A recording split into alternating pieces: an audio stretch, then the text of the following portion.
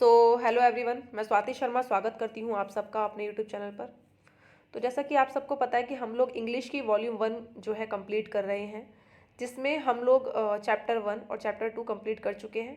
आज हम लोग करेंगे चैप्टर 3 यानी कि पैसिव वॉइस। ठीक है, आप लोगों को पता ही है कि एक्टिव वॉइस से और पैसिव वॉइस से एग्जाम में क्वेश्चंस कैसे कैसे आते हैं और बहुत अच्छे खासे पूछे जाते हैं, काफ़ी ज़्यादा आते हैं और हर एग्ज़ाम में आते हैं, कोई भी कॉम्पिटिटिव एग्ज़ाम हो। ठीक है, तो पैसिव वॉइस बहुत इंपॉर्टेंट हो जाता है एग्ज़ाम पॉइंट ऑफ व्यू से।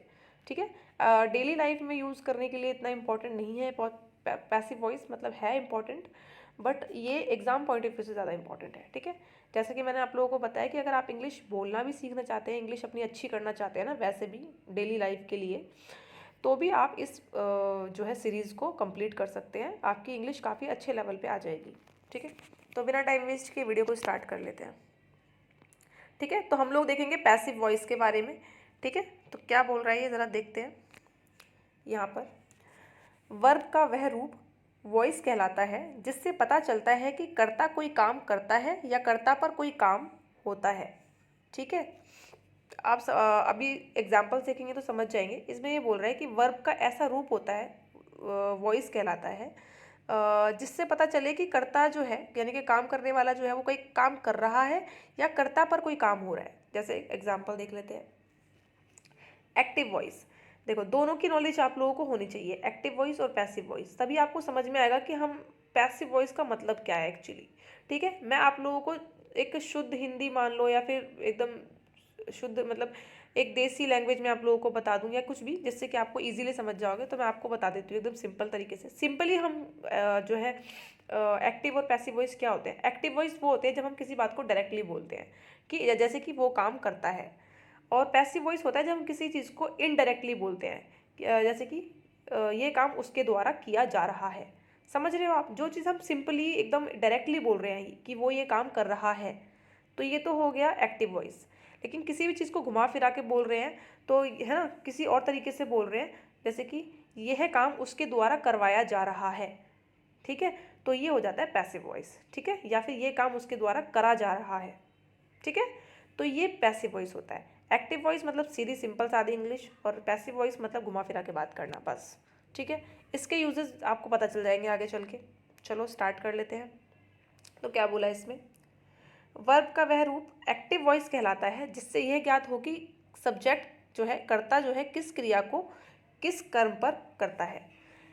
सिंपली जो एक्टिव वॉइस होता है, जैसे कि मैंने आप लोगों को बताया कि ये पता चलता है एक्टिव वॉइस में जो करता है, सब्जेक्ट है, किस क्रिया को किस कर्म में करता है। जैसे कि इसके स्ट्रक्चर ऐसा होता है, सब्जेक्ट होगा प्लस वर्ब भी होगी और प्लस ऑब्जेक्ट होगा। सिंपली है ना, सिंपल अपना सेंटेंस होगा टेंस के अनुसार। वर्ब जो होगा टेंस के अनुसार होगा कि प्रेजेंट में है, पास्ट में है, फ्यूचर में। आगे देख लेते हैं पैसिव वॉइस क्या होता है। पैसिव वॉइस होता है वर्ब का वह रूप, पैसिव वॉइस कहलाता है जिससे ये ज्ञात होता है कि कर्म जो है, कर्म यानी कि जो ऑब्जेक्टिव है ये, वो कर्म पर किस क्रिया का प्रभाव पड़ रहा है। ठीक है, इसका एग्जाम्पल देख लेते हैं, किस क्रिया का प्रभाव पड़ रहा है। जैसे कि देख लेते हैं जनरल स्ट्रक्चर क्या होगा। जैसे कि हम अभी तक एक्टिव वॉइस पढ़ते आए हैं, सिंपल जो हम सेंटेंसेस बनाते आए हैं, वो हम सबसे पहले सब्जेक्ट लेते थे उसमें, यहाँ पर देखा था ना हमने। लेकिन अब हम पैसिव वॉइस में देखेंगे कि ऑब्जेक्ट पहले आ जाएगा। ठीक है, उसके बाद आपकी हेल्पिंग वर्ब आएगी टेंस के अनुसार वही। और हमेशा आपको ये याद रखना है, पैसिव वॉइस में जो वर्ब यूज़ होती है वो वर्ब की थर्ड फॉर्म यूज़ होती है। तो इसीलिए मैंने आप लोगों को बोला है कि आपको आगे के जो भी चैप्टर्स करने हैं उसके लिए आपको सबसे पहले जो नॉलेज होनी चाहिए वो वर्ब की होनी चाहिए। वर्ब पर पूरा जो है ये बेस्ड है। ठीक है, तो वर्ब की first form, second form, third form, fourth form, fifth form जो भी है, देखो मैंने आपको बताया ही है, वर्ब की सेकंड और थर्ड फॉर्म आप लोगों को पता होनी चाहिए बस। ठीक है, फोर्थ फॉर्म आईएनजी वाली होती है और फिफ्थ फॉर्म जो होती है ईएस वाली होती है, उसमें कुछ भी याद करने वाला नहीं है।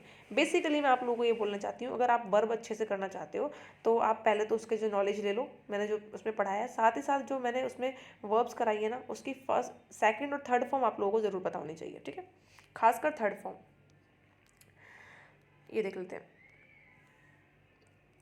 यहाँ पर देखते हैं पैसिव वॉइस का प्रयोग कहाँ होता है। ठीक है, इसका यूज़ कहाँ कहाँ होता है। जब क्रिया स्वतः नहीं होता बल्कि उसे किया जाता है, जैसे कि T grows both in Assam and ये क्या है, सिलोन। तो ये जो है सेंटेंस करेक्ट हो जाएगा। सॉरी इनकरेक्ट हो जाएगा, गलत हो जाएगा। क्यों? इसमें बोला है कि T grows both in Assam and Ceylon.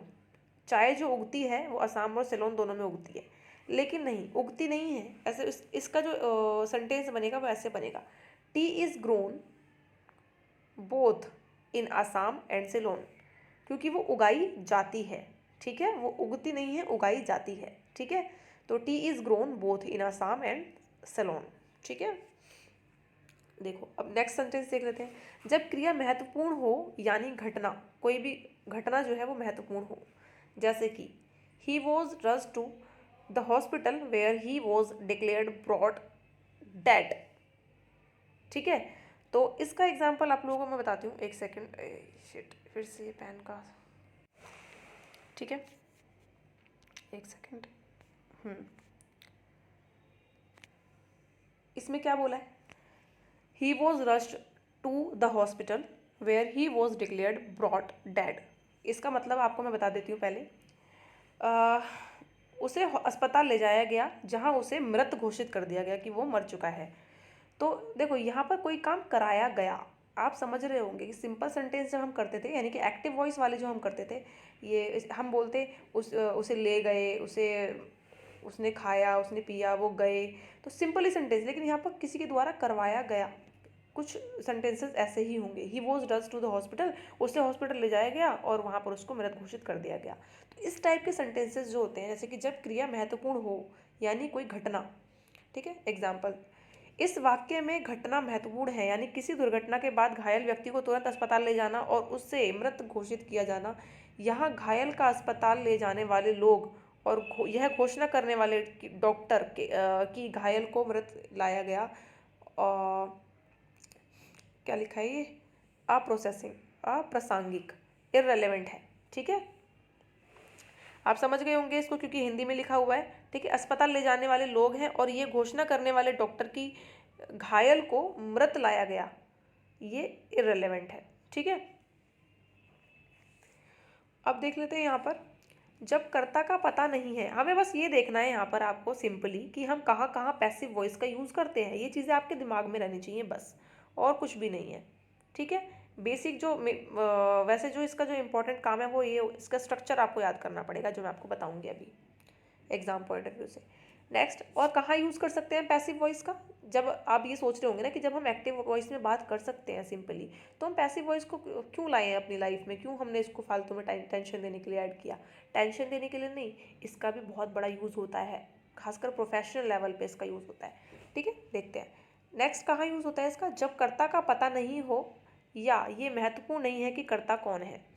देखो अब हमें पता ही नहीं है कि ये काम किसके द्वारा किया गया है, कौन है, तब हम ज़्यादातर किसका यूज़ करते हैं, पैसिव वॉइस का यूज़ करते हैं, ठीक है। जैसे कि एग्जाम्पल है ये, people were relocated from the flood affected village, ठीक है। तो इसमें ये क्या कहा गया है आपको कि, एक सेकेंड, ये सॉरी थोड़ा सा इसमें टेक्निकल इशू आ जाता है बार बार, ठीक है।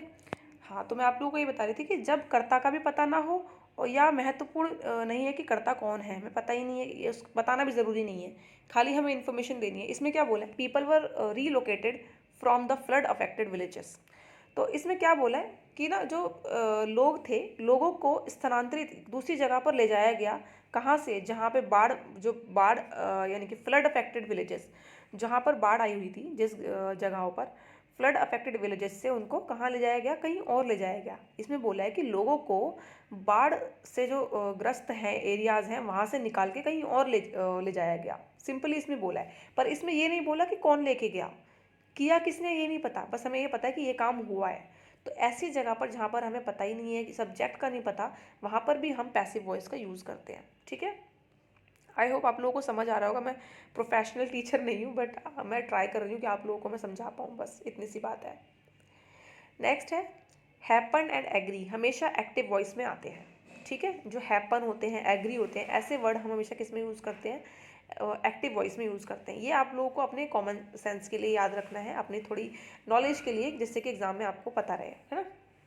जैसे कि व्हाट वॉज हैपन्ड, ऐसे नहीं कह सकते, ये जो है नहीं बोल सकते हम कि क्या हुआ था, व्हाट वॉज हैपन्ड नहीं, व्हाट हैपन्ड, सिंपली ये पूछेंगे व्हाट हैपन्ड, क्या हुआ, उसके बाद है I am agree with you, no not at all, I am agree होता ही नहीं है, आई एग्री विद यू। आपने देखा होगा बहुत से लोग आपके जान पहचान में भी, आप लोगों ने कभी सुना भी होगा या आपने भी यूज़ किया होगा कभी। एक second, sorry for the disturbance, ये हम बोल रहे थे I am agree with you नहीं होता है, आई एग्री विद यू होता है। आप लोगों ने देखा ही होगा आसपास, या आपने भी कभी गलती से यूज़ कर लिया होगा कि I am agree with you. कोई बंदा बात बोल रहा है, आप उसकी बात से एग्री करना चाहते हैं तो आप बोल देते थे, या हम गलती से कभी भी किसी ने बोलते हुए आपने सुना होगा किसी से I am agree with you, ये गलत होता है। आई एम एग्री नहीं होता है, आई एग्री विद यू होता है। ठीक है, हमेशा कभी भी ऐसी चीज़ें आप सुनो तो आप इसको करेक्ट कर सकते हैं। ठीक है, तो यहाँ पर आप ये देख रहे होंगे कि कितनी सारी चीज़ें ऐसी हैं जो लोग बहुत अच्छी इंग्लिश भी बोलते हैं, अच्छे खासी, वो भी डेली लाइफ में कितनी मिस्टेक्स करते हैं बोलते हुए। लेकिन अगर आप इस बुक को अच्छे से कर लेते हैं, इस सीरीज़ को जो हम कर रहे हैं, तो आपको ऐसी ऐसी चीज़ें देखने को मिलेंगी कि आप ऐसी चीज़ें सीख जाएंगे कि जब आपके सामने कोई अच्छा खासा बंदा भी इंग्लिश बोल रहा होगा तो आप उसको भी पकड़ सकते हैं कि ये देखो, ये यहाँ पर ये गलती कर रहा है। तो ये एक बहुत बड़ा कॉन्फिडेंस जो है हमारे अंदर डेवलप कर देता है, बिल्ड कर देता है, जो हम हर इंसान चाहता है कि हमारे अंदर हो। अगर आप शौकीन हो कि आप इंग्लिश अच्छी सीखना चाहते हैं, और इंग्लिश अच्छी होना आज के टाइम पे आपको पता ही है बहुत नीड है, इंग्लिश बहुत ही ज़्यादा काम की चीज़ है आज के टाइम पे। ठीक है, चलो देखते हैं आगे।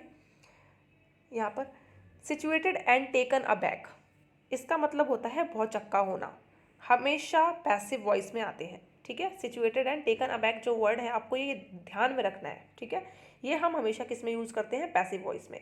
तो एग्जाम में जब स्पॉट द एरर या फिर एक्टिव पैसिव वॉइस ये सब चीज़ें जो आएंगे, तो आप लोगों को ये सब चीज़ें पता होंगी उस टाइम पे कि situated and taken a back जो है ये हमारा पैसिव वॉइस में ही आएगा, और हैपन एंड एग्री जो है हमेशा एक्टिव वॉइस में आएगा। ठीक है, ये ध्यान में रखते हैं। एग्जाम्पल ले लेते हैं इसका, Delhi is situated on the bank of Yamuna. ठीक है, दिल्ली जो है यमुना किनारे बसी हुई है, तो दिल्ली इज सिचुएटेड, तो ये हमारा कौन सा जो टेंस है, ये पैसिव वॉइस है, सॉरी ये वॉइस है हमारा पैसिव वॉइस। ठीक है, नेक्स्ट है आई वॉज टेकन अबैक, तो ये भी हमारा क्या है, पैसिव वॉइस है। तो ये जो सेंटेंसेस हैं आप लोगों को थोड़ा थोड़ा आइडिया मिल गया होगा कि हम पैसिव वॉइस का यूज़ क्यों और कहाँ करते हैं। ठीक है, अब आप लोगों को सीखना है कि टेंस को हम एक्टिव से पैसिव वॉइस कैसे बनाते हैं। तो सबसे पहले हम देखेंगे कि जो इंडेफिनिट टेंस होते हैं ना, उनको हम कैसे बनाते हैं एक्टिव से पैसिव वॉइस। ठीक है, यहाँ पर देख लेते हैं, हम तीनों में देखेंगे, प्रेजेंट में, पास्ट में, फ्यूचर में और मोडाल में भी। ठीक है, सारी चीज़ें यहाँ पर कवर हो जाएंगी इंडेफिनिट टेंस की। देखो, कोई भी एक्टिव वॉइस है जिसमें, जो कि प्रेजेंट इंडेफिनिट में है, सब्जेक्ट प्लस वर्ब की फर्स्ट फॉर्म प्लस ऑब्जेक्ट। मैं आपको उसका एग्जाम्पल दे देती हूँ, जैसे कि, ठीक है, तो हम लोग एग्जाम्पल ले लेते हैं। क्या एग्जाम्पल ले लेते हैं, हम ले लेते हैं कि वह कपड़े धोती है या धोता है, जो भी है। ठीक है, जैसे कि मैं बोलती हूँ शी वॉशेज द क्लोथ्स। ठीक है, तो सब्जेक्ट हमारा हो गया शी, वॉशेज हमारा वर्ब हो गया, और ऑब्जेक्ट हो गया क्लोथ्स। ठीक है, तो अब इसको हम कैसे बनाएंगे पैसिव वॉइस में, ऑब्जेक्ट हमारा क्या हो जाएगा यहाँ पे, क्लोथ्स। ठीक है, तो क्लोथ्स हमारा पहले आ जाएगा, क्लोथ्स। अब क्लोथ्स हमारे क्या है, प्लूरल है ना, एक से ज़्यादा है, तो हम क्या यूज़ करेंगे, आर। ठीक है, तो क्लोथ्स आर, और यहाँ पे वर्ब की थर्ड फॉर्म यूज़ होगी, तो क्लोथ्स आर वॉश्ड, तो वॉश की थर्ड फॉर्म होती है वॉश्ड, तो clothes are washed by her. ठीक है, वह कपड़े उसके द्वारा धोए जाते हैं, कपड़े उसके द्वारा धोए जाते हैं। समझ रहे हो, तो हर क्या है हमारा, अब जो हर है, जो शी था वो हर में चेंज हो जाएगा, ही होगा तो हिम हो जाएगा। ये भी हम आगे सीखेंगे कि सब्जेक्ट को हम कैसे चेंज करेंगे। ठीक है, आप ये नहीं कह सकते clothes are washed by she, नहीं, ऐसे नहीं बोल सकते, हर बोलेंगे। ठीक है, ऐसे ही पास्ट इंडेफिनिट में हम ले लेंगे। ठीक है, वही ले लेते हैं, शी वॉश्ड द क्लोथ्स, उसने कपड़े धोए। ठीक है, ये पास्ट इंडेफिनिट में है। अगर इसको हम पैसिव में चेंज करेंगे तो क्या करेंगे, क्लोथ्स हम पहले लेंगे, क्लोथ्स, फिर वही क्लोथ्स क्या है, प्लूरल है, तो हम वर लेंगे, वॉज नहीं लेंगे, क्लोथ्स वर वॉश्ड, वर्ब की थर्ड फॉर्म ही आएगी आपके पैसिव वॉइस में, ये आपको याद रखना है। तो क्लोथ्स वर वॉश्ड, वर्ब की थर्ड फॉर्म बाय हर। ठीक है, तो कपड़े उसके द्वारा धोए गए। ठीक है, ये हो जाएगा इसका आंसर, इसकी जो प्रोनाउंसिएशन हो जाएगी, हिंदी ट्रांसलेशन हो जाएगा। अब हम देख लेते हैं फ्यूचर। फ्यूचर इंडेफिनिट का देख लेते हैं, ऐसे ही होगा, सब्जेक्ट प्लस शैल लगा लो, विल लगा लो। मैं विल का ही यूज़ करूँगी। शैल और विल में डिफरेंस मैं आपको बता चुकी हूँ कहाँ कहाँ यूज़ कर सकते हैं आपके जो है वर्ब में, ठीक है, आप वहाँ जाके देख सकते हैं। देखो मैं क्या बोलूँगी, वर्ब की फर्स्ट फॉर्म यूज़ हो रही है यहाँ पे, she will wash the clothes. She हो जाएगा सब्जेक्ट, विल हो जाएगा हमारा ये हेल्पिंग वर्ब, वर्ब की फर्स्ट होगा फर्स्ट फॉर्म हो जाएगी wash. She will wash the clothes, the clothes हमारे क्या हो जाएंगे ऑब्जेक्ट, ठीक है। She will wash the clothes, ठीक है। सिंपली वर्ब की फर्स्ट फॉर्म के साथ हमने बनाया, लेकिन अब इसको हम कन्वर्ट करेंगे तो ये कैसे होगा। देखो हम यहाँ पे हम इंडेफिनिट टेंसेस पढ़ रहे हैं, तो वर्ब की फर्स्ट फॉर्म ही ज़्यादातर यहाँ पे होगी, बस पास्ट में जो है वर्ब की सेकंड फॉर्म होगी, ठीक है। तो अब इसको हम कन्वर्ट कैसे कर सकते हैं, हमें पता है कि ऑब्जेक्ट क्या है क्लोथ्स, तो the clothes will be washed by her, ठीक है। The clothes will be washed by her, कपड़े उसके द्वारा धोए जाएंगे, ठीक है। इसका मतलब ये है।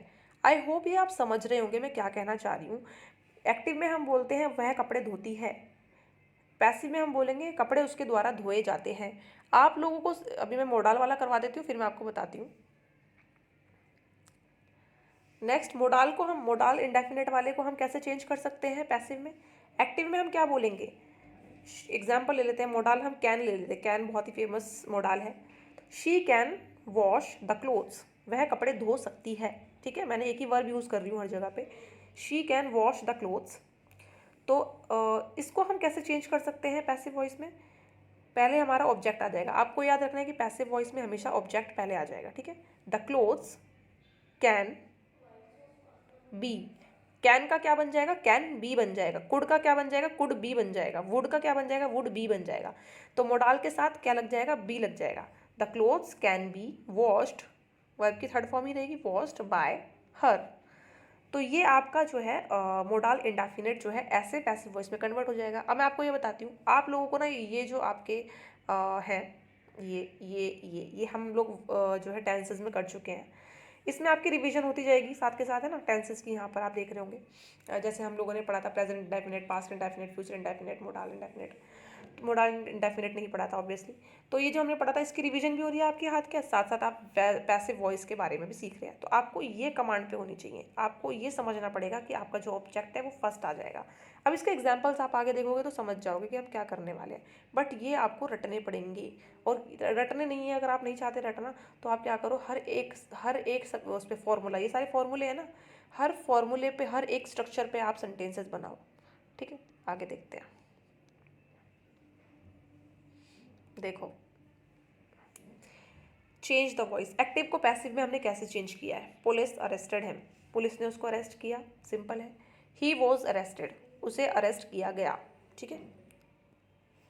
People speak English all over the world, जैसे मैंने आपको बताया इंग्लिश बहुत ही इंपॉर्टेंट रोल प्ले करती है हमारी डेली लाइफ में। अगर आप पढ़े लिखे, ग्रेजुएट हो, पोस्ट ग्रेजुएट हो, जो भी हो आप, अगर एजुकेटेड हो और आपकी इंग्लिश वीक है तो कहीं ना कहीं लोग आपको जज करना शुरू कर देते हैं। अगर आप प्रोफेशनली ऑफिशियली कहीं भी वर्क कर रहे हैं तो इंग्लिश एक बहुत इंपॉर्टेंट रोल करती है आपकी पर्सनैलिटी को एनहेंस करने के लिए। ये फैक्ट है, इसको हम इग्नोर नहीं कर सकते। इसका मतलब ये बिल्कुल भी नहीं है जिसको इंग्लिश नहीं आती उसको नॉलेज नहीं है, इसका मतलब बिल्कुल भी नहीं है ऐसा, ठीक है। लेकिन इंग्लिश भी एक हमारी डेली लाइफ में, आज के टाइम पे मॉडर्न लाइफ में बहुत इंपॉर्टेंट रोल प्ले करती है। ये आप लोगों को ऑलरेडी पता होगा, मुझे बताने की ज़रूरत नहीं है, ठीक है। इसलिए मैं हमेशा बोलती हूँ कि जब भी मैं इसको स्टार्ट करवाती हूँ कि आप इस बुक को अगर कॉम्पिटिटिव एग्जाम की भी तैयारी नहीं कर रहे ना तो भी इसको ज़रूर करो, ठीक है। चलो तो नेक्स्ट देख लेते हैं। देखो हाँ, इसमें सेकंड वाले में क्या बोला था, people speak English all over the world. People जो है, लोग जो हैं पूरी दुनिया में इंग्लिश बोलते हैं। इंग्लिश जो है पूरी दुनिया में बोलते हैं, पूरी दुनिया के लोग इंग्लिश बोलते हैं, ऐसे मान लो, ठीक है। लोग इंग्लिश बोलते हैं ऑल ओवर द वर्ल्ड। आप समझ गए होंगे मैं क्या बोलना चाह रही हूँ, ठीक है। दुनिया में हर जगह आज के टाइम पे लोग इंग्लिश बोलते हैं, ये तो सिंपल हो गया। अब ये इसका पैसिव वॉइस कैसे बनेगा, English is spoken all over the world, English बोली जाती है। इसमें हमने क्या बोला, इंग्लिश, लोग इंग्लिश बोलते हैं, यहाँ पर हमने बोला इंग्लिश बोली जाती है। इंग्लिश इज स्पोकन, आप हमेशा देखेंगे वर्ब की थर्ड फॉर्म ही आ रही होगी, ठीक है, वर्ब, ठीक है।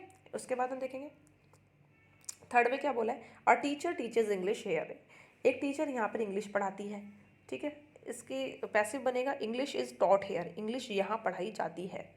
यहाँ टीचर पढ़ाती है, यहाँ पढ़ाई जाती है, ठीक है। नो वन डिज़ायर्स राइट्स, कोई नहीं चाहता कि दंगे फसाद ये सब चीज़ें हों, ठीक है। तो यहाँ पर क्या बोला है, rights are not desired, rights किसी के द्वारा नहीं चाहे जाते, मतलब कोई पसंद नहीं करता, बेसिकली ये है, इसको कन्वर्ट कर दिया गया है। I will not tolerate this nonsense, मैं बिल्कुल भी ये बदतमीज़ी बर्दाश्त नहीं करूँगा या करूँगी। तो इसको हम कैसे बोल सकते हैं, this nonsense will not be tolerated by me, ठीक है। यह नॉनसेंस जो है, बदतमीज़ी जो है, मेरे द्वारा टॉलरेट नहीं की जाएगी। तो आप देखो, अगर आप नॉर्मल इंग्लिश बोल रहे हो, आप सीख रहे हो, तो आप ये बोल सकते हो एक्टिव वॉइस में। मैं आप लोगों को सिर्फ नॉर्मली बता रही हूँ। लेकिन अगर आप एक मॉडर्न इंग्लिश बोलना स्टार्ट करना चाहते हो, तो आप पैसिव वॉइस में बात करना शुरू करो, तो आपका एक अलग ही इंप्रेशन जमना शुरू हो जाएगा, ठीक है। ये भी फैक्ट है। अब देख लेते हैं, यहाँ पर एक्सप्लेनेशन दी हुई है 1 2 3 सेंटेंसेस की। कुछ क्रियाएं निश्चित सब्जेक्ट के द्वारा किए जाते हैं, ऐसे वाक्यों में एक्टिव वॉइस में उसी सब्जेक्ट का प्रयोग करें जो सामान्यतः वह कार्य करता हो। अगर पैसिव वॉइस में सब्जेक्ट का उल्लेख नहीं है तो आप ये देख सकते हैं, इसी प्रकार किया गया क्रिया, ठीक है। तो 1 और 3 में क्या है, हमारे सब्जेक्ट्स नहीं थे, ठीक है। इसी प्रकार क्रिया अगर किसी इनडेफिनेट प्रोनाउन या वेग नाउन के द्वारा किए जाएं, यानी कि आप समझ रहे हो इनडेफिनेट, यहाँ पर एक मिनट, इनडेफिनेट प्रोनाउन है या फिर वेग नाउन है के द्वारा किए जाए, तो पैसिव वॉइस में बाय सब्जेक्ट का प्रयोग ना करें, बाय प्लस सब्जेक्ट नहीं यूज़ होगा, ठीक है। अभी हम लोगों ने यहाँ पर देखा ना, आपने देखा होगा कि हमने बाय तो आया ही नहीं यहाँ पे, rights are desired, English is taught here, यहाँ पर आपने देखा होगा बाय नहीं आया है दो चार सेंटेंसेस में। तो इसका मतलब यही है, जहाँ पर जो सब्जेक्ट है वो अननोन है, ठीक है। तो हम बिना बाय के भी यूज़ कर सकते हैं, बाय के बाद ज़रूरी नहीं कि सब्जेक्ट चाहिए हमें, ठीक है। एक्टिव वॉइस का यही फ़ायदा होता है कि अगर कोई सब्जेक्ट अननोन है, मैं पता नहीं ये काम किसने किया है, जैसे आप ऐसे बोलना चाहते हो कि उसने ये काम किया, लेकिन तुम्हें पता ही नहीं है, मम्मी ने पूछा आपसे कि ये कपड़े किसने धोए, पर आपको पता ही नहीं है कपड़े धोए हैं, बट ठीक है। जैसे मम्मी ने पूछा कि हाँ क्या कपड़े धुल गए, तो मैं बोलना चाहती हूँ हाँ उसने ये कपड़े धो दिए, लेकिन मुझे पता ही नहीं है किसने धोया, तो मैं बोलूँगी यस क्लोथ्स आर वॉश्ड, मैं सिंपल ये बोल दूँगी हाँ कपड़े धुल गए, मैं ये नहीं बोलूँगी किसने धोए, क्योंकि मुझे पता नहीं है किसने धोए, ठीक है। तो ये मैं सिर्फ एक एग्जांपल दे रही हूँ। तो एक्टिव वॉइस, पैसिव वॉइस का यूज़ यहाँ पर बहुत होता है जहाँ पर अननोन सब्जेक्ट हो, ठीक है। नेक्स्ट हमने देखा था, यहाँ पर देख लिया हमने, और उसके बाद ये नेक्स्ट क्या बोला है, बी या उसके फॉर्म्स जो होते हैं मेन वर्ब के स्थान पर हों, simple present, simple past and simple future में, तो वाक्य पैसिव वॉइस में नहीं हो सकता। इसके एग्जाम्पल्स देख लेते हैं, क्या बोला इन्होंने, एक सेकेंड, ठीक है। बी या उसके फॉर्म अगर मेन वर्ब के स्थान पर होते हैं ना, तो हम सिंपल प्रेजेंट, सिंपल पास्ट और सिंपल फ्यूचर में, तो अगर बात कर रहे हैं तो पैसिव वॉइस नहीं हो सकता। जैसे कि आई एम हैप्पी, ठीक है, ही वॉज सैड, इन दोनों वाक्यों का पैसिव वॉइस नहीं बन सकता। आप समझ रहे हो, अगर ये प्रेजेंट सिंपल वाले, अगर हम सिंपल सेंटेंसेस बन रहे हैं ना, वॉज और एम और वॉज वाले, आपको बेसिकली ये याद रखना है, हम अगर आपने टेंस वाला सब्जेक्ट चैप्टर किया है, तो जो हमारे सिंपल टेंसेस थे ना, वो हमारे एक्टिव वॉइस, पैसिव वॉइस में यूज़ नहीं करते हैं हम लोग, ठीक है, बी वाली फॉर्म्स में, ठीक है। आप देख लेते जाके सिंपल टेंसेस कौन से, सिंपल टेंस को हम पैसिव वॉइस में चेंज नहीं कर सकते, बस सिंपल सी बात ये बोली है उन्होंने। अब हम देखें कॉन्टिन्यूअस टेंस, ठीक है, मैं एग्जांपल के साथ आपको चीज़ें समझा रही होंगी, और उसके बाद आपका काम बनता है कि इसको आप बार बार रिवाइज करें, अच्छे से इसको रट लें। पहले हम प्रेजेंट कॉन्टिन्यूअस देखेंगे। हम सिंपली क्या करते थे, प्रेजेंट कॉन्टिन्यूअस, वह खाना खा रही है, मैं अब फिर यहाँ पर भी वही वो लेती हूँ, कपड़े धो रही है वाला, ठीक है, वॉश वाला, वह कपड़े धो रही है, क्योंकि मैं लड़की हूँ तो मैं लड़की वाला ही ले लेती हूँ, आप अगर लड़के हो तो लड़के वाला ले लो, आप स्टूडेंट हैं तो आप भी अपने कपड़े धोते होंगे, पीजी में रहते होगे तो, ठीक है। तो सब्जेक्ट यहाँ पर ऐसा कुछ भी नहीं कि लड़की ही कपड़े धोती है, तो आप प्लीज़ ये मत सोचना बिल्कुल भी, ठीक है। तो प्रेजेंट कॉन्टिन्यूअस में अगर हम देखेंगे तो यहाँ पे सब्जेक्ट आ गया, is I am are plus verb की फर्स्ट फॉर्म आईएनजी ऑब्जेक्ट, ये हम क्या टेंस वाले चैप्टर में कर चुके हैं ऑलरेडी, ये हमारे एक्टिव वॉइस होते हैं। अब इसको पैसिव में कैसे कन्वर्ट करेंगे, इसका एग्जाम्पल ले लेते हैं। She subject, is plus verb की फर्स्ट फॉर्म आईएनजी ऑब्जेक्ट। आपको पता है सब्जेक्ट के हिसाब से is I am are change हो जाता है, ये मुझे बताने की जरूरत नहीं है, ठीक है। तो हम छोटा सा एग्जाम्पल ले लेंगे, she is washing the clothes, ठीक है, वह कपड़े धो रही है। इसको हम कैसे कन्वर्ट करेंगे, यहाँ पर ऑब्जेक्ट पहले आ जाएगा, द क्लोथ्स, क्लोथ्स क्या है हमारा, प्लूरल है तो हम आर लेंगे, clothes are being washed, being washed by her, कपड़े उसके द्वारा धोए जा रहे हैं। आप समझ गए होंगे यहाँ पर, ठीक है। मैंने बोला है हमेशा जब भी कॉन्टिन्यूअस आ जाए ना किसी टेंस में तो वो हमारे आईएनजी वाले होता है। सेंटेंस हमेशा आईएनजी वाला होगा, यहाँ पे बीइंग लग जाएगा बस। आप देख रहे हैं इंडेफिनिट की जगह पे यहाँ पर क्या लग जाएगा, बीइंग लग जाएगा बस, बाकी सब सेम है। तो ठीक है, clothes are being washed by her, ठीक है। वही अगर पास्ट में आ जाए तो वही सेम चीज़ होगी, वॉज और वर्ड चेंज हो जाएगा। वह कपड़े धो रही थी, she was washing the clothes. इसको हम पैसिव में कैसे चेंज कर सकते हैं, यहाँ पर एक सेकेंड, ऑब्जेक्ट पहले आ जाएगा, the clothes were being, verb की थर्ड फॉर्म होगा वॉश्ड बाय हर, कपड़े उसके द्वारा धोए जा रहे थे, ठीक है। इतना तो आपको अंडरस्टैंडिंग डेवलप हो गई होगी कि ऑब्जेक्ट मैंने लिया है तो उसके साथ क्लोथ्स के साथ हम वर लेंगे, वॉज नहीं लेंगे, ठीक है। फ्यूचर कॉन्टिन्यूअस का अगर हम देखें, she will be washing the clothes, वह कपड़े धो रही होगी। तो आप समझ ही गए होंगे शी क्या है, विल बी वॉशिंग, वॉश के साथ हमने आईएनजी लगा दिया तो वो फोर्थ फॉर्म बन जाती है उसकी, या आईएनजी वाली फॉर्म भी बोल सकते हो आप। तो she will be washing the clothes, the clothes क्या है, ऑब्जेक्ट। इसको हम पैसिव वॉइस में कैसे चेंज कर सकते हैं, फ्यूचर कॉन्टिन्यूअस का पैसिव वॉइस नहीं बनाया जा सकता। तो कितना अच्छा हो गया आपके लिए, तो बहुत ईजी हो गया। तो आपको याद रखना है कॉन्टिन्यूअस टेंस में हम सिर्फ प्रेजेंट कॉन्टिन्यूअस और पास्ट कॉन्टिन्यूअस का बनाते हैं, ना हम मोडाल्स में बनाते हैं और ना फ्यूचर में बनाते हैं। मोडाल्स का आपको पता ही है, she can be washing the clothes, ठीक है। हो सकता है कि वो कपड़े धो रही हो, तो ये शी कैन बी हो जाएगा यहाँ पे, कैन बी, तो ये हमारा कॉन्टिन्यूअस मोडाल कॉन्टिन्यूअस बन जाएगा यहाँ पे, ठीक है। Can be washing, she can be washing the clothes, ठीक है। तो ये बन जाएगा यहाँ पे। तो आपको क्या याद रखना है, कॉन्टिन्यूअस में सिर्फ प्रेजेंट कॉन्टिन्यूअस पास्ट कॉन्टिन्यूअस का ही हम पैसिव वॉइस बना सकते हैं। बहुत बढ़िया, तो एक काम तो आपका आसान हो गया, ज़्यादा याद नहीं करना पड़ेगा। अब इसके एग्जाम्पल्स ले लेते हैं। नोट, अगर पैसिव वॉइस कॉन्टिन्यूअस टेंस में हो तो बीइंग का प्रयोग करना ना भूलें।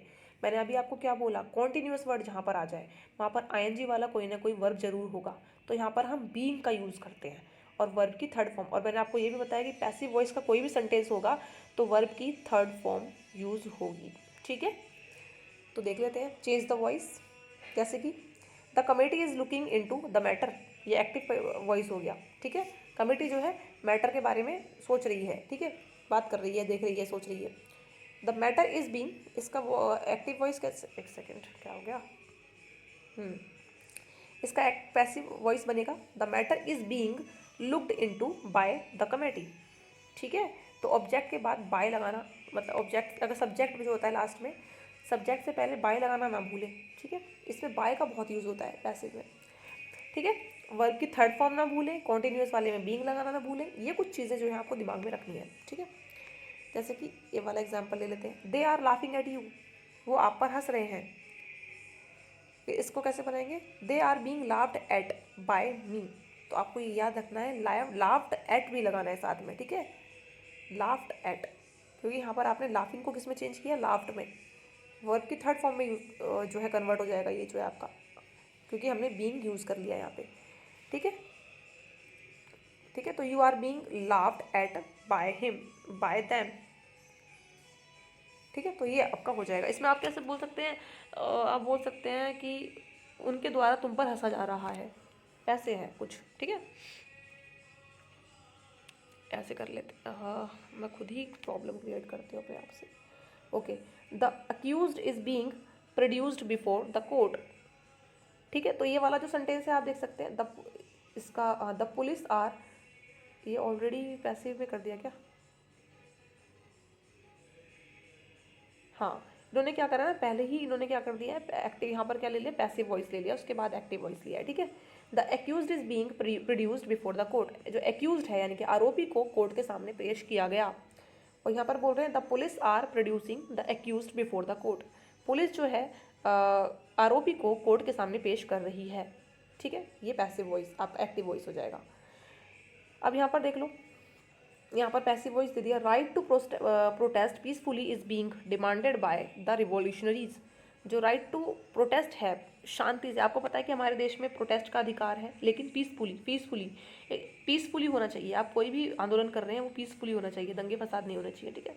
तो राइट टू प्रोटेस्ट जो है पीसफुली जो है वो डिमांड की जा रही है, किसके द्वारा? रिवॉल्यूशनरीज के, क्रांतिकारियों के द्वारा। अगर इसको हम सिंपल से बनाते हैं अगर एक्टिव में, the revolutionaries are demanding right to protest peacefully, ठीक है। अब अगर आप लोगों को डिस्टर्बेंस हो रही हो तो सॉरी, पीछे थोड़ा पूजा हो रही है घर में, ठीक है। नेक्स्ट देख लेते हैं यहाँ पर, you are not taking the exam seriously. ये हमारा एक्टिव वॉइस है, ठीक है। आप जो है इसका मतलब है आप एग्ज़ाम को सीरियसली नहीं ले रहे थे। तो इसका हमने कैसे बनाया? The exams was not being taken seriously by you, ठीक है। आप समझ रहे होंगे, इतनी अंडरस्टैंडिंग, आप ग्रेजुएट्स हैं, सभी लोग अच्छे खासे पढ़ रहे हैं, तैयारी कर रहे हैं, तो इतनी अंडरस्टैंडिंग आप लोगों के अंदर होगी, ठीक है। अगर चीज़ें नहीं समझ में आती है तो उसको रिपीट करके 2 या 3 बार देखो। मैं भी पहले क्या करती थी, वीडियो ख़त्म करने के चक्कर में कि जल्दी से 1 घंटे की वीडियो इसको ख़त्म कर दूँ और मेरा ख़त्म हो जाएगा काम, करने के चक्कर में कुछ चीज़ें क्लियर नहीं होती थी। तो बाद में मुझे समझ में आया है कि नहीं, रिपीट करके देखो ना 1 से 2 बार 3 बार, तो जो चीज़ समझ नहीं आ रही है ना वो ज़रूर समझ में आती है, ज़रूर आती है, ठीक है। देखो अब हम देखेंगे परफेक्ट टेंस में, हम परफेक्ट टेंस को हम कैसे पैसिव वॉइस में कन्वर्ट कर सकते हैं। प्रेजेंट परफेक्ट में देख लेते हैं पहले। हमें पता था कि प्रेजेंट परफेक्ट में सब्जेक्ट प्लस हैज़ है प्लस वर्ब की थर्ड फॉर्म प्लस ऑब्जेक्ट था। इसको हम क्या करेंगे, पहले ऑब्जेक्ट ले आएंगे, फिर हैज़ हैव आ जाएगा। अब यहाँ पर हम यूज़ करेंगे, आपको ये याद रखना है, जो हमारे हैज़ हैव वाले एक्टिव सेंटेंसेज होंगे उनको हम अगर पैसिव वॉइस में कन्वर्ट कर रहे हैं तो बीन आएगा। जैसे हमने कॉन्टिन्यूस में देखा था बींग आ रहा था, ऐसे ही हैज़ हैव वाले सेंटेंस को अगर आप पैसिव वॉइस में कन्वर्ट कर रहे हैं तो हैव और हैज़ के साथ बीन लगाना बिल्कुल ना भूलें। वर्ब की थर्ड फॉर्म तो आएगी ही आएगी बाय सब्जेक्ट, ठीक है। इसका मैं एग्जांपल दे देती हूँ, मैं वही वॉश वाला लूँगी, आपको चीज़ें ना बहुत अच्छे से क्लियर हो जाएंगी एक ही वर्ब लूँगी तो मैं, ठीक है। जैसे कि शी हैज़, शी के साथ हैज़ लगाएंगे, बाकी हैव किसके साथ लगाता है आपको पता ही है, यू वी के साथ। टेंस वाले में हम पढ़ चुके हैं। तो she has washed the clothes, वह कपड़े धो चुकी है, उसने कपड़े धो दिए हैं, ठीक है। She has washed the clothes, यहाँ पे वर्ब की थर्ड फॉर्म ही है, हम लोग पढ़ चुके हैं टेंस वाले चैप्टर में। टेंस वाला ज़रूर करके आना इसको करने से पहले, ठीक है। इसको कन्वर्ट कैसे करेंगे, ऑब्जेक्ट क्या है हमारा, क्लोथ्स। द क्लोथ्स क्या है हमारा, प्लूरल है, तो हम क्या यूज़ करेंगे, हैव यूज़ करेंगे, क्योंकि हमें ऑब्जेक्ट के हिसाब से हम वर्ब लेंगे यहाँ पे। क्लोथ्स क्या है हमारा, प्लूरल, तो प्लूरल के साथ हम हैव लेते हैं। तो clothes have been washed by her, कपड़े उसके द्वारा धोए जा चुके हैं, ठीक है, सिंपल। ये जो परफेक्ट टेंसेस होते हैं, चुके हैं कि कर दिए हैं, ऐसे वाले काम के लिए हम यूज़ कर देते हैं, ठीक है। प्रेजेंटली जो रिसेंटली जो काम कंप्लीट हुआ है, ठीक है। पास्ट का देख लेते हैं, सब्जेक्ट प्लस हैड, वर्ब की थर्ड फॉर्म ऑब्जेक्ट।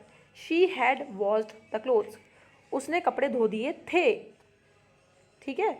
इसमें हमने क्या बोला, धो दिए हैं, कंप्लीट कर दिया है, लेकिन अभी अभी किया है, ठीक है। इसका मतलब होता है अभी अभी किया है, लेकिन धो दिए थे। शी हैड, पास्ट में तो हैड यूज़ करेंगे ना। वॉश्ड द क्लोथ्स, उसने कपड़े धो दिए थे, मतलब काम कंप्लीट कर दिया था उसने पास्ट में। इसको कैसे करेंगे, द क्लोथ्स हैड बीन, देखो अब इसमें कोई भी हो, कोई भी सब्जेक्ट हो, हम हैड ही यूज़ करेंगे। The clothes had been washed by her, the clothes जो है been washed by her, pen क्यों नहीं चल रहा अब, ठीक है। तो आई होप आपको ही समझ आ रहा होगा। फ्यूचर परफेक्ट में हम देखेंगे तो क्या होगा, she will have washed the clothes, उसने कपड़े धो दिए होंगे, ठीक है। वह कपड़े धो चुकी होगी, तो चुकी होगी, इसको कैसे कन्वर्ट करेंगे, द क्लोथ्स विल, मैं विल ही यूज़ करूँगी, the clothes will have been washed by her, ठीक है। विल हैव बीन, अगर फ्यूचर का है तो क्या लगेगा, विल हैव बीन, ठीक है। बस इतना याद रखना है आप लोगों को। उसके बाद मोडाल परफेक्ट क्या का कैसे करेंगे हम लोग, कैन का लेंगे हम मोडाल में, she can have washed the clothes. ये मुझे थोड़ा सा ना कंफ्यूजिंग लग रहा है, मैं इसके लिए कैन वर्ब मोडाल ले सकती हूँ या नहीं, एक सेकंड रुको आप, मैं देख लेती हूँ, ठीक है, मैं बताती हूँ आपको। देखो इसमें हम कैन यूज़ कर लेंगे मोडाल की जगह, कोई भी मोडाल ले सकते हैं आप लोग, वुड कुड, लेकिन कैन जो है बहुत सिंपल है, इसलिए मैं वही ले रही हूँ, जिससे कि अच्छे से समझ में आ जाए आप लोगों को। She can have washed the clothes, इसका मतलब क्या होगा, बेसिकली कैन हम यूज़ ये कैन का हम कहाँ यूज़ करते हैं, मैं आपको बता चुकी हूँ वर्ब वाले में। कैन का हम यूज़ आइडिया लगाने के लिए भी कर सकते हैं कि ऐसा हो सकता है। तो इसमें बोला है she can have wash the clothes, यानी कि हम आइडिया लगा रहे हैं उसने कपड़े धो दिए होंगे। हम आइडिया लगा रहे हैं, हो सकता है उसने कपड़े धो दिए होंगे, ठीक है। तो कैन का हम आइडिया लगाने के लिए भी करते हैं, हो सकता है, ठीक है। तो हम she can have washed the clothes, उसने कपड़े धो दिए होंगे, ठीक है। ऐसे ही the clothes can have been, आपको याद रखना है हैव और वर्ब की थर्ड फॉर्म है तो आपको बीन ज़रूर लगाना है। Can have been washed by her, ठीक है। The clothes can have been washed by her. इसको इन इन जो ये जो फॉर्मूले है ना, स्ट्रक्चर है, ये तो आपको याद करना ही पड़ेगा। ये तो मैंने भी रट्टे मारे थे उस टाइम पे। रट्टे मारने नहीं होते, 3-4 बार रिवाइज कर दोगे अपने और सेंटेंसेस बनाओगे ना इन पे, अपने आप ही समझ में आ जाएंगे, आपको लॉजिक समझ में आने लग जाएगा धीरे धीरे, ठीक है। रट्टे मारने की जरूरत नहीं पड़ेगी। आगे देख लेते हैं। किसी भी चीज़ को आप ये सोच रहे हो कि एक ही बार करके हम अच्छे से हमें आ जाएगी वो चीज़, ये तो पॉसिबल नहीं है। खासकर कॉम्पिटेटिव एग्जाम में आपको पता है जो बच्चा जितनी ज़्यादा रिवीजन करता है ना, वो उतना ही ज़्यादा जो है उस चीज़ में अपने आप को स्ट्रॉन्ग बना लेता है, और वही बच्चा आके एग्जाम में अच्छा परफॉर्म करता है, ठीक है। तो आपको अगर अच्छा परफॉर्म करना है और कॉम्पिटिशन में आगे निकलना है तो रिविज़न तो बहुत ज़रूरी है। आप एक बार करके नहीं कर सकते किसी भी चीज़ को, ठीक है। तो अगर पैसिव वॉइस परफेक्ट टेंस में हो तो बीन का प्रयोग करना ना भूलें। जैसे कि हमने कॉन्टिन्यूअस वाला देखा था, ठीक है। तो ऐसे उसमें बीइंग था, इसमें बीन था, बीन है, ठीक है। Okay, change the voice. अब इसके एग्जाम्पल सीख लेते हैं। फिर से ये चलना बंद हो गया, क्या हो गया आज इसमें? चल भाई, लेट हो जाऊंगी मैं। हु हैज़ सीन हिम, उसे किसने देखा है, उसे किसने देखा है। तो ये एक्टिव में हो गया, इसको हम बोलेंगे by whom has he been seen, उसे किसके द्वारा देखा गया है, ठीक है। ये पैसिव में कन्वर्ट हो जाएगा। हु का ये आप देख रहे हो, हु यहाँ पे बाय हुम बन गया है, ठीक है। आपको तो मतलब इसका मतलब ये आपको पता होना चाहिए हम किस तरीके से हु का यूज़ कर रहे हैं, by whom. The news has surprised us, news ने हमें चौंका दिया, ठीक है। इस न्यूज़ ने, किसी भी न्यूज़ ने हमें चौंका दिया है, तो इसका हम पैसिव वॉइस बनाएंगे we have been surprised at the news, हम सरप्राइज हो गए न्यूज़ को देख के, इस न्यूज़ पर, ठीक है। He will have understood your ulterior motive by that time, वो तुम्हारा अल्टीरियर मोटिव जो है वो समझ गया होगा उस टाइम तक, ठीक है। इसका हम कैसे कन्वर्ट कर सकते हैं, अभी तक आप कन्वर्ट करना सीख गए होंगे, ठीक है। तो हमारा यहाँ पे सब्जेक्ट क्या है, योर अल्टीरियर मोटिव। तो your ulterior motive will have been understood by him, क्योंकि यहाँ पर विल था तो विल हैव बीन हो जाएगा, ठीक है। आप देख लेना विल हैव कहीं भी आ रहा है और वर्ब की थर्ड फॉर्म तो आएगी, तो वर्ब की थर्ड फॉर्म आ रही है तो बीन लगाना ना भूलें, ठीक है। देख लेते हैं यहाँ पर, the committee had looked into the matter impartially before he was found guilty, ठीक है। तो जो कमेटी थी इस मामले की अच्छे से पड़ताल कर रही थी, बिल्कुल इम्पार्शली, बिना किसी भेदभाव के, जब तक उसको गिल्टी नहीं घोषित कर दिया गया, घोषित नहीं पाया गया, ठीक है। गिल्टी नहीं पाया गया, सॉरी, ठीक है। तो आप समझ गए होंगे। वैसे इसको कैसे बना देंगे, the committee had been looked into by the, sorry the committee बोल रही हूँ, द मैटर, यहाँ पर हमारा ऑब्जेक्ट क्या है, द मैटर, ठीक है। The matter had been looked into by the committee impartially before it found him guilty, ठीक है। तो आप समझ गए होंगे। तो मैटर के अंदर बहुत अच्छे से पड़ताल की गई जब तक उसे गिल्टी यानी कि दोषी साबित नहीं कर दिया गया, उसे दोषी नहीं पाया गया और बिना किसी भेदभाव के किया गया, ठीक है। यही बोला है इसमें। तो धीरे धीरे आपको ना सेंटेंस बनाना आ जाएगा, बार बार उसकी प्रैक्टिस करेंगे। इन सेंटेंसेस को देख के आपको लग रहा होगा कि फॉर्मूले में तो इतने इजीली बता दिया, ये इतने टफ वाले हैं, ऐसा कुछ नहीं है। आप इनको जब 3 से 4 बार करेंगे और इसके जो प्रैक्टिस सेटिंग ये लगाना ना भूलें। ये क्लास, इस क्लास को करने के बाद ना आप जाके सीधा प्रैक्टिस सेट जो है उसकी प्रैक्टिस करना, और मैं प्रैक्टिस सेट भी जल्दी स्टार्ट करूँगी। मैं सोच रही हूँ पहले ये बुक कंप्लीट करवा देती हूँ, फिर मैं आपके प्रैक्टिस सेट स्टार्ट करवाऊँ, सो दैट आप उस फिर रिविजन कर रहे होंगे, ठीक है। देखो क्या बोल रहे हैं, कुछ ऐसे वर्ब्स होते हैं जिनके बाद फिक्स्ड प्रेपोजिशन आते हैं, जैसे known to, surprised at, amazed at, astonished at, startled at, vexed at, annoyed with somebody, annoyed at something, contained in, क्या लिखा है ये, embodied in, in ठीक है, एक सेकेंड चल रहा है ना मेरा ये। Crammed with, decorated with, filled with, और ये क्या है, ornamented with, thronged with, tired of, engulfed in. ठीक है, तो ये सभी जो है आपको याद रखने हैं कि इनके साथ प्रेपोजिशन आते ही आते हैं, फिक्स्ड होते हैं। ये जो भी आपको दिख रहा है ना, डार्क ब्लैक दिख रहे हैं आपको, ये सभी प्रेपोजिशंस हैं। एट, इन, विद, ये सब प्रेपोजिशंस हैं। ठीक है, तो ये जो है आपको रटने हैं। पहली बात मैं आपको बता दूं, ये नहीं रटोगे एग्जाम में, फिर स्पॉट द एरर में जो आते हैं क्वेश्चंस आते हैं ना, इसमें आप सबसे ज़्यादा गलतियाँ करोगे। ठीक है, और वो उसी के लिए हम इतनी ग्रामर जो है पढ़ रहे हैं तामझाम। ठीक है, तो ये चीज़ें आपको रटनी पड़ेंगी, और अभी बहुत सारी चीज़ें आएंगी जो आपको रटनी ही पड़ेंगी, और एक बार में नहीं हो पाएगा। इसको 3-4 बार रिवाइज करोगे, अपने आप ही दिमाग में रह जाएगा। ठीक है, ज़्यादा टेंशन लेने की ज़रूरत नहीं है, मेहनत करने की ज़रूरत है, टेंशन लेने की ज़रूरत नहीं। जो बंदा मेहनत करेगा उसे टेंशन लेने की ज़रूरत है ही नहीं। ठीक है, ईमानदारी से। The fire engulfed the building, the building was engulfed in the fire. ठीक है, तो जो फायर थी, आग जो लगी थी, उसने बिल्डिंग को पूरा जला दिया, पूरा एकदम भस्म सा कर दिया। तो the building was engulfed in the fire, जो बिल्डिंग थी वो एनगल्फ्ड हो गई, भस्म हो गई फायर में। भस्म हो गई मतलब जल गई, राख हो गई, या फिर समझ रहे हो, ये हो जाता है इसका मतलब। दिस बॉक्स कंटेन्स 10 सिगार्स, इस बॉक्स में जो है 10 सिगरेट हैं। ठीक है, 10 cigars are contained in this box. तो कंटेंट के साथ हमेशा इन तो आएगा ही आएगा, तो आपको ये इसमें बताने की कोशिश की गई है। ठीक है, और एक्टिव को पैसिव में कैसे चेंज करना है वो तो आप देख ही रहे होंगे यहाँ पे। नोट करने के लिए क्या बोल रहे हैं ये ज़रूरी है देखना, नोट वाली चीज़ ज़रूर पढ़ें। सरप्राइज्ड एट, अगर कुछ ऐसा घटित हो जाता है हो जो अपेक्षा के विपरीत हो, तो उसको हम बोलते हैं सरप्राइज्ड। हम सरप्राइज कब होते हैं किसी भी चीज़ पे, जब हमें पता ही नहीं था कैसा होने वाला है। और ये जो जितने भी हमने वर्ड्स ऊपर पढ़े हैं, ऊपर वाले, मैं आपको बता दूँ कौन कौन से। एक तो सरप्राइज्ड एट, अमेज्ड, एस्टोनिश्ड और स्टार्टल्ड एट।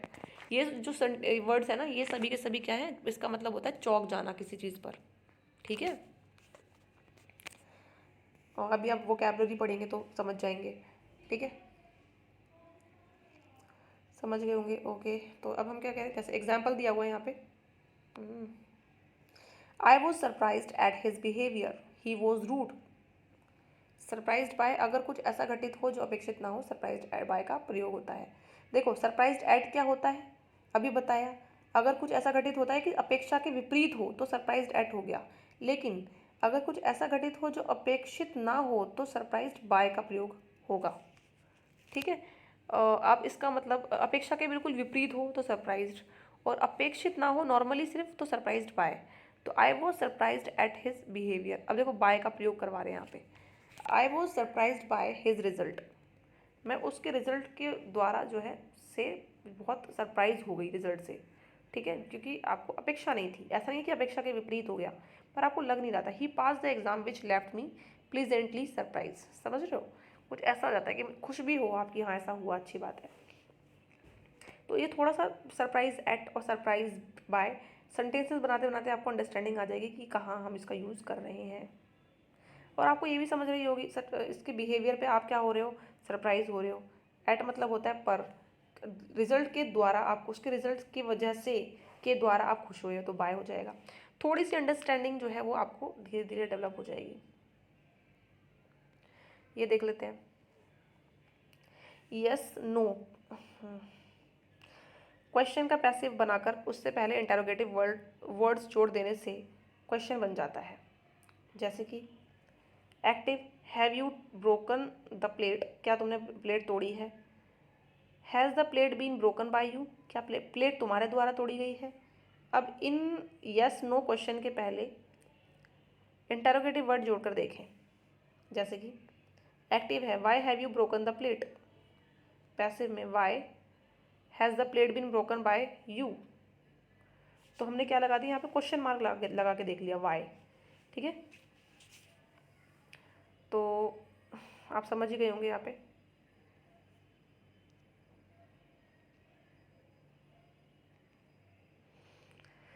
नेक्स्ट देख लेते हैं,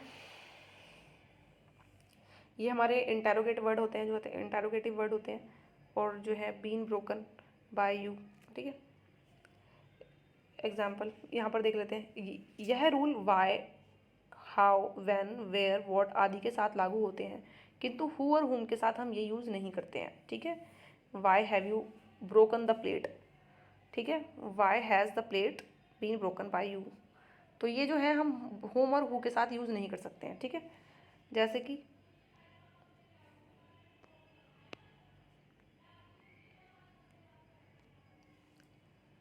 ये हो गया था। Active voice, who wrote the Ramayana, Ramayana किसने लिखी, इसको हम बोलेंगे बाय। पैसिव वॉइस में हम हु को बना देंगे, by whom was the Ramayana written, Ramayana जो है वो किसके द्वारा लिखी गई। इसको हम ऐसे भी लिख सकते हैं, who was the Ramayana written by. ठीक है। अगर हम बाय लास्ट में लगा रहे हैं तो हम हु लगा सकते हैं पहले। ठीक है। तो ये दो तरीके होते हैं इसको बनाने के, दोनों आपको पता होने चाहिए। Whom was the Ramayana written by, ये कहना गलत है। हुम वॉज द, यानी कि हम ये नहीं बोल सकते कि पहले हुम लगा दिया लास्ट में बाय लगा दिया। अगर हु है तो उसके लास्ट में बाय लगाओ, वरना बाय हुम साथ में लगा के किस्सा ख़त्म करो। ठीक है। एक्टिव वॉइस का अगर देखें, हुम हैव यू इन्वाइटेड, तुम्हें किसने इन्वाइट किया। हुम हैव यू इन्वाइटेड, इसको आप बोल सकते हो who has been invited by you. ठीक है। हुम हैव यू इन्वाइटेड, हाँ तुमने किसे इन्वाइट किया। ठीक है, सॉरी मैंने गलत कर दिया इसको। ठीक है, तुमने किसे इनवाइट किया, तो इसमें हो जाएगा who has been invited by you, तुम्हारे द्वारा किसे इनवाइट किया गया है। इसमें ये बोला है कि तुमने किससे इनवाइट किया, या तुम्हारे द्वारा किसको इनवाइट किया गया है। ठीक है, थोड़ा सा समझने वाली बात है बस, और कुछ नहीं है। इम्पेरेटिव सेंटेंसेस की अगर हम बात करें, विद ऑब्जेक्ट, विदाउट ऑब्जेक्ट और मोरल सजेशन की अगर हम बात करें, तो इम्पेरेटिव सेंटेंसेस देख लेते हैं, क्योंकि यहाँ से भी क्वेश्चंस बहुत ज़्यादा आ जाते हैं और यहाँ से ही ज़्यादा आते हैं, और गलती भी बच्चे यहाँ ही करते हैं। जैसे कि शट द डोर, हम बोलते हैं ना गेट लगा दो, शट द डोर। इसको हम कैसे बनाएंगे पैसिव वॉइस में, एक तरीका तो ये, late the door be shut, late the door be shut. देखो कोई भी चीज़ को हम आदेश दे रहे हैं, ऑर्डर दे रहे हैं, है ना, या रिक्वेस्ट कर रहे हैं, या हम फॉरबिडन कर रहे हैं। ठीक है, तो हम क्या लगाएंगे, हमेशा लेट लगाएंगे, let the door be shut, let लगाएंगे और बी लगाएंगे। ये इसका फॉर्मूला है, let plus object plus be plus verb की थर्ड फॉर्म। कोई भी पैसिव वॉइस हो, कोई भी, सब में वर्ब की थर्ड फॉर्म तो आएगी, कोई और फॉर्म नहीं आएगी। ऐसे ही सेकंड तरीका क्या है, you are ordered to shut the door, आप ये भी बोल सकते हैं। ठीक है, यू आर ऑर्डर्ड या यू आर रिक्वेस्टेड, ठीक है, या यू आर फॉरबिडन, है ना। तो ये सब हम यूज़ कर सकते हैं इसमें, और एक तरीका तो आप देख ही चुके हैं यहाँ पर। ठीक है, दूसरा है विदाउट ऑब्जेक्ट। विदाउट ऑब्जेक्ट कैसे करेंगे, गो अवे, ये एक्टिव वॉइस है। इसको हम कैसे बोल सकते हैं, गो अवे को हम अगर पैसिव वॉइस बनाना हो तो आप बोलोगे अरे बस सिर्फ इतना ही दिया हुआ है गो अवे, इसको कैसे बना है, नहीं आप ऐसे बोल सकते हैं, गो अवे मतलब आपने किसी को ऑर्डर दिया है, तो you are order to go away. ठीक है, मोरल सजेशन अगर आप किसी को दे रहे हो, हेल्प द पुअर, गरीबों की मदद करो, आप किसी को सजेशन दे रहे हो कि आप ऐसा, मतलब मोरल एक नैतिक वो बता रहे हो, कर्तव्य लो किसी को, तो इसको हम कैसे कर सकते हैं पैसिव वॉइस में, the poor should be helped, poor की हेल्प की जानी चाहिए। ठीक है, हेल्प, और इसका फॉर्मूला यहाँ पर दिया हुआ है, आप देख सकते हैं। ठीक है, object plus should plus be. तो आप देखोगे कि जो जितने भी आपके मोडाल्स हैं उसको अगर आप पैसिव वॉइस में कन्वर्ट कर रहे हो तो उसके बाद बी ज़रूर आएगा। ये भी आपको नोटिस करने वाली चीज़ें देखनी पड़ेंगी, क्योंकि जब आप एक्टिव पैसिव वॉइस कर रहे होंगे ना एग्जाम में, तो ये छोटी छोटी चीज़ें जो है ना आपको ऑप्शन टिक करने में बहुत मदद करती हैं। फटाफट आपको देखते ही पता लग जाएगा ये तो गलत है, ये गलत है, ये सही है। ठीक है, ये क्या बोला है, get out of the room, you are order to get out of the room. ठीक है, ये इसका पैसिव वॉइस हो जाएगा। टेक मेडिसिन ऑन टाइम, दवाइयाँ टाइम पर लो, यू आर एडवाइज्ड, क्योंकि एडवाइस कर रहे हैं यहाँ पे, you are advise to take medicine on time. Feed the needy, जिनकी ज़रूरत है उनको खिलाओ, तो ज़रूरतमंद को खिलाओ, the needy should be fed, उनको खिलाया जाना चाहिए। ठीक है, नीडी को। Don't move, you are warned not to move, don't move क्या कर रहे हो आप, वॉर्न कर रहे हो, मूव मत करो वरना ऐसा हो जाएगा, तो you are warned not to move. ठीक है, ये don't sit on this bench, इस बेंच पर मत बैठो, you are ordered not to sit on this bench, या फिर you are forbidden to sit on this bench, आपको बिल्कुल मना किया गया है कि आप इस पर नहीं बैठेंगे, या फिर आपको ऑर्डर दिया गया है। तो आप किसी भी तरीके से इसको बना सकते हैं। थोड़ा सा आप इसको बार बार रिवाइज करेंगे तो आपको अंडरस्टैंडिंग आने लग जाएगी, आपके अंदर अपने आप ही एक नेचुरली आप देखेंगे कि आपको चीज़ें समझ में आने लग गई हैं कि हाँ इसका मतलब ये होगा और ये सेंटेंस ऐसे बनेगा पैसिव में। ठीक है, एक बार में कुछ भी नहीं होने वाला, ठीक है। मैं आपको बता दूं, अगर आपकी इंग्लिश वीक है तो, अगर स्ट्रांग है तो आप समझ गए होंगे ये सारी चीज़ें बहुत ईजीली। और इसमें कुछ इतना है नहीं, रॉकेट साइंस सिंपल है। इनफाइनेटिव अगर हम देखें, टू या वर्ब की फर्स्ट फॉर्म के साथ कोई भी सेंटेंस है तो उसको कैसे करते हैं हम, टू और वर्ब की फर्स्ट फॉर्म के साथ कोई भी सेंटेंस है तो हम क्या करेंगे, टू के साथ बी लगा देंगे, और आपको पता है वर्ब की तो थर्ड फॉर्म ही आएगी पैसिव में, to plus be plus verb की थर्ड फॉर्म। एक्टिव, इसका एक्टिव कैसे बनेगा, I am to do it, इसको आप कैसे बना सकते हैं, it is to be done by me, ठीक है। तो टू आ रहा है ना यहाँ पे, तो टू के साथ बी लग गया है और वर्ब की थर्ड फॉर्म, ठीक है। Active I am to do it, मैं रेडी हूँ ये करने के लिए, या फिर मैं ये करने जा रहा हूँ, कुछ भी बोल सकते हो आप इसको, तरीका जो सेंटेंस का मतलब है। You are to write it in ink, ठीक है, आपको इसे इंक में लिखना है, इसको कैसे बोलेंगे, it is to be written in link, इसको लिखा जाना चाहिए इंक में लिखा जाना चाहिए, इंक से यानी कि पेन से। नोट, टू प्लस वर्ब की फर्स्ट फॉर्म को पैसिव वॉइस में टू बी प्लस वर्ब की थर्ड फॉर्म में परिवर्तित कर देते हैं, पर यह हमेशा नहीं किया जा सकता। अगर टू के साथ वर्ब की फर्स्ट फॉर्म को करने वाले सब्जेक्ट का उल्लेख टू वर्ब की फर्स्ट फॉर्म से पहले हो चुका हो तो टू प्लस वर्ब की फर्स्ट फॉर्म को to plus be plus verb की थर्ड फॉर्म में परिवर्तित ना करें। उन्होंने क्या बोला है कि अगर टू प्लस वर्ब की फर्स्ट फॉर्म को करने वाले सब्जेक्ट का उल्लेख अगर पहले ही कर दिया है, ठीक है, टू प्लस वर्ब की फर्स्ट फॉर्म से पहले हो चुका है, अगर हमें पता चल चुका है कि सब्जेक्ट कौन है, तो हम इसको कन्वर्ट नहीं कर सकते हैं, ठीक है। जैसे कि इसका एग्जाम्पल दिया होगा यहाँ पे, पता नहीं क्या हुआ है इसमें, ये दिया हुआ है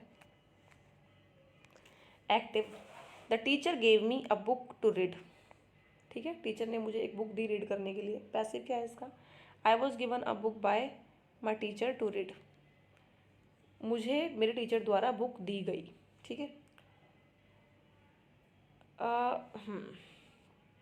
देख सकते हो आप, इसमें बोला है the teacher gave me a book to read, book to read, I was given a book by my teacher to read, ठीक है, ये हो जाएगा इसका। नेक्स्ट है I am to do this work now, this work is to be done by me now, ठीक है। देखो टू बी डन हो गया ना यहाँ पे, क्योंकि यहाँ पे टू डू आ गया। We are not going to help them, तो यहाँ पर भी क्या आ गया, टू हेल्प आ गया।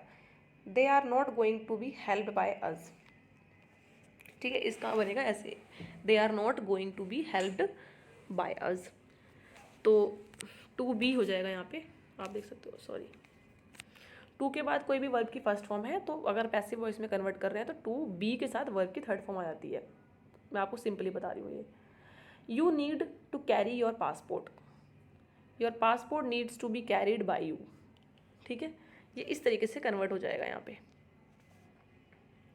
फोर्स्ड एक्शन की अगर हम बात करें, कोई भी एक्शन फोर्स्ड है एक्टिव में, सब्जेक्ट प्लस हैव हैज़ आ जाएगा या हैड आएगा, टू के बाद वर्ब की फर्स्ट फॉर्म प्लस ऑब्जेक्ट, ठीक है, ये हमारा एक्टिव वॉइस होता है।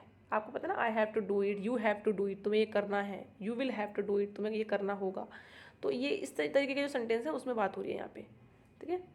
She had to do it, उसे करना था, हैड लगाया तो उसे करना था। उसके बाद पैसिव वॉइस में क्या होगा, ऑब्जेक्ट पहले आ जाएगा, फिर हैव हैज़ आ जाएगा या हैड आ जाएगा, फिर टू बी आ जाएगा, टू के साथ क्या लग जाएगा, बी लग जाएगा। अगर टू के बाद वर्ब की फर्स्ट फॉर्म है ना, तो अगर पैसिव में कन्वर्ट कर रहे हो तो ये मत भूलो कि टू के बाद बी तो आएगा ही आएगा, वर्ब की थर्ड फॉर्म आएगी, फिर बाय, फिर सब्जेक्ट, ठीक है, ये तो है ही। एक्टिव वॉइस में क्या है, I have to finish this work, मुझे ये वर्क जो है फिनिश करना है, ख़त्म करना है। इसको हम कैसे कन्वर्ट कर सकते हैं, this has to be finished by me, this work has to be finished by me, इस वर्क को मेरे द्वारा ख़त्म होना है, ठीक है, फिनिश होना है, ये होगा इसका मतलब, ठीक है। आई होप समझ गए होंगे, बहुत ही सिंपल है ये।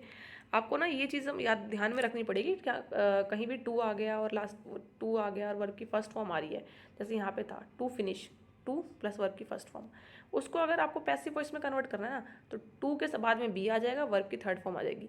इतना भी अगर आपने ध्यान रख लिया ना, तो आप जो है ऑप्शंस में बहुत ईजिली जो है टिक कर रहे होंगे। Active voice, you have to choose a dress, तुम्हें एक ड्रेस चूज़ करनी है। पैसिव में a dress has to be chosen to be chosen by you, verb की थर्ड फॉर्म है चूजन। इसका क्या है, we had to file a case, हमें एक केस फाइल करना था। A case had to be filed by us, हमारे द्वारा एक केस फाइल किया जाना था। ठीक है, इसका मतलब ये हो जाएगा, ये देखो, people have to cast votes judicially, votes have to be cast judicially. ठीक है, ये आप समझ गए होंगे। उसके बाद है, क्योंकि जो लोग हैं उनको जो वोट देने हैं, वोट देने चाहिए एकदम न्यायिक तरीके से, ठीक है, अच्छे तरीके से, सही तरीके से, एकदम फेयर तरीके से। तो वोट है ना, ऐसे इसका बन जाएगा। आप एग्जाम इसका स्ट्रक्चर देख लेना आप। They will have to check all documents, उन्हें सारे डॉक्यूमेंट्स चेक करने होंगे। विल हैव आ गया ना, तो होंगे। All documents will have to be checked. ठीक है, ये आ जाएगा। थोड़ा सा आपको लगाना पड़ेगा।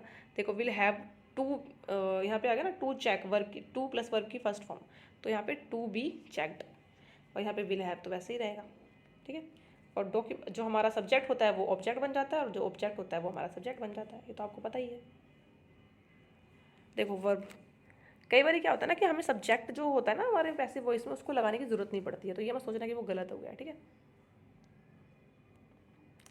अब क्या बोल रहे हैं ये, verb let, bid, help, make, इसका यूज बताना है कैसे करना है। ठीक है, एक second. Verb let, bid, help और मेक एज कॉजेटिव वर्ब का प्रयोग एक्टिव वॉइस में डायरेक्ट इनफाइनाइटिव यानी कि बिना टू के साथ होता है। ठीक है, तो इसमें क्या बोला है, अगर लेट, बिड, हेल्प और मेक का प्रयोग हो रहा है ना एक्टिव वॉइस में, तो डायरेक्ट इनफाइनाइटिव यानी कि टू के साथ होगा इसका जो यूज होगा। देखते हैं इसका एग्जाम्पल,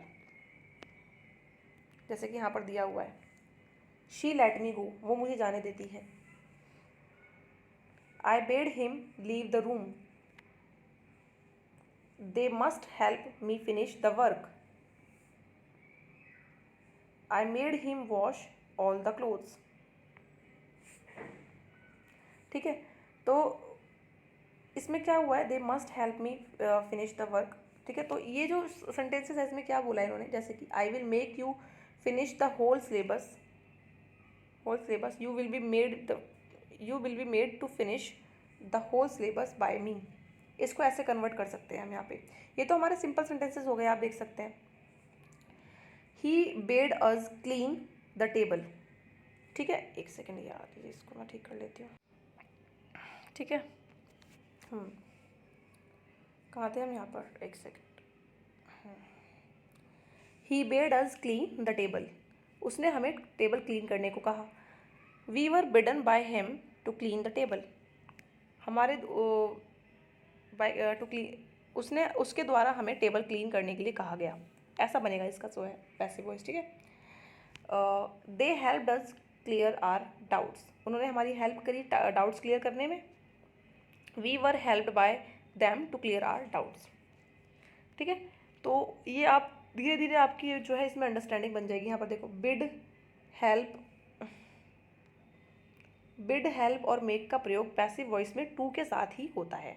यहाँ पे आप देख सकते हो, I was permitted allowed by her to go, he was bidden to leave the room by me, I must help to finish the work, he was made to wash all the clothes by me. देखो, passive voice में बेशक हम use कर रहे हैं, लेकिन आपको ये तीन चीज़ याद रखनी है, बिड, हेल्प और मेक। इसके साथ हमें क्या लगाना है, टू ज़रूर लगाना है। ठीक है, ये है कि भाई बिड और ये हेल्प और मेक, ये जो है सम उसमें पास्ट फॉर्म में इसको मेक को मेड की तरह यूज़ किया हमने। जैसे यहाँ पे ही वॉज मेड टू, तो ये नहीं है कि यहाँ पे मेक नहीं है, मेड है। मेड मतलब भी मेक ही है यहाँ पे, बस उसकी पास्ट फॉर्म है वो। ठीक है,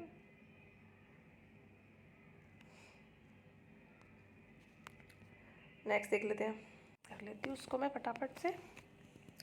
ठीक है, यहाँ पर देख लेते हैं क्या बोला है। लेट का प्रयोग वाक्य में अलग अलग अर्थ में हो सकता है, पैसिव वॉइस में भी उसी अनुसार परिवर्तन होंगे। जैसे कि लेट मी प्ले, हम यहाँ पे अनुमति ले रहे हैं, प्लीज़ मुझे, मतलब मुझे खेलने दो। I may be allowed to play.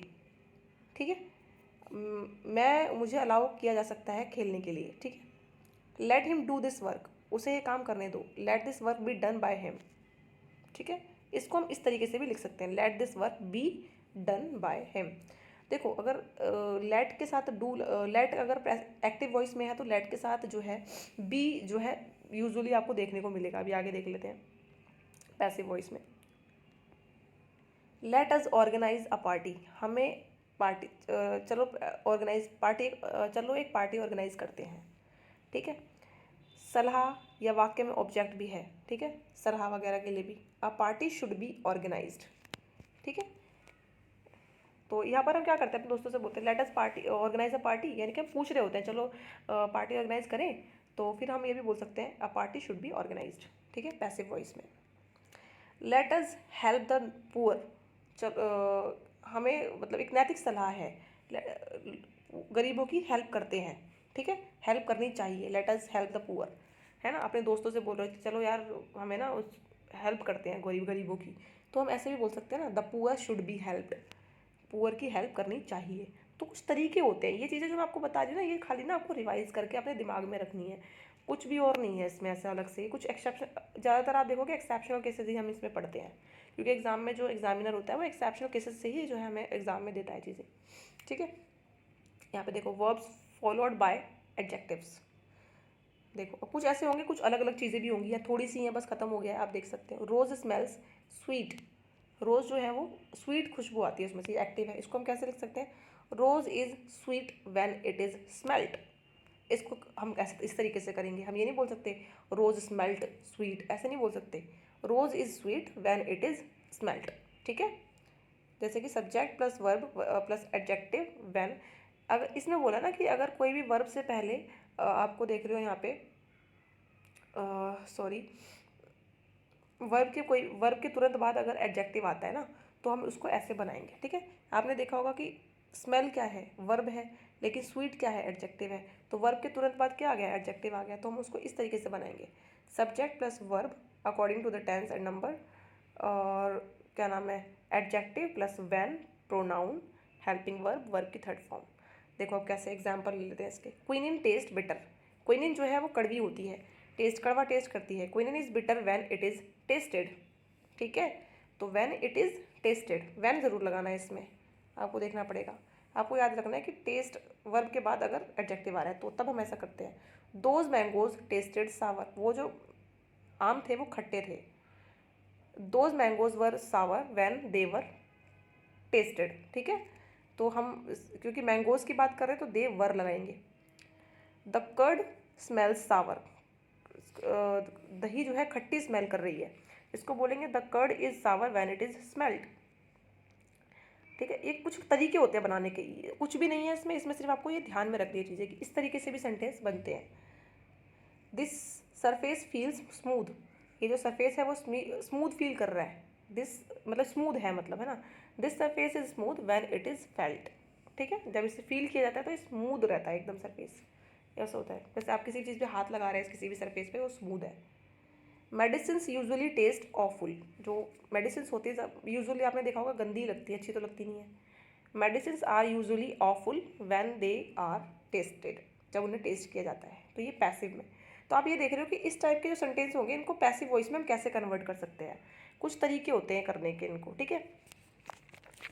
तो आगे देख लेते हैं, आगे प्रैक्टिस सेट स्टार्ट हो गया है। मैं ये पीडीएफ आपको ना उस पर यूट्यूब पे जो है अपलोड करवा देती हूँ, आप लोग जाके ना प्रैक्टिस सेट जो है अपना रिवाइज कर लेना, देख लेना, कोई भी प्रॉब्लम हो बाद में आप मुझसे पूछ सकते हैं।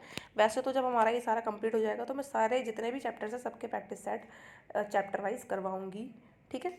आई होप ये सेशन आप लोगों के लिए यूज़फुल रहा होगा। Thank you so much everyone.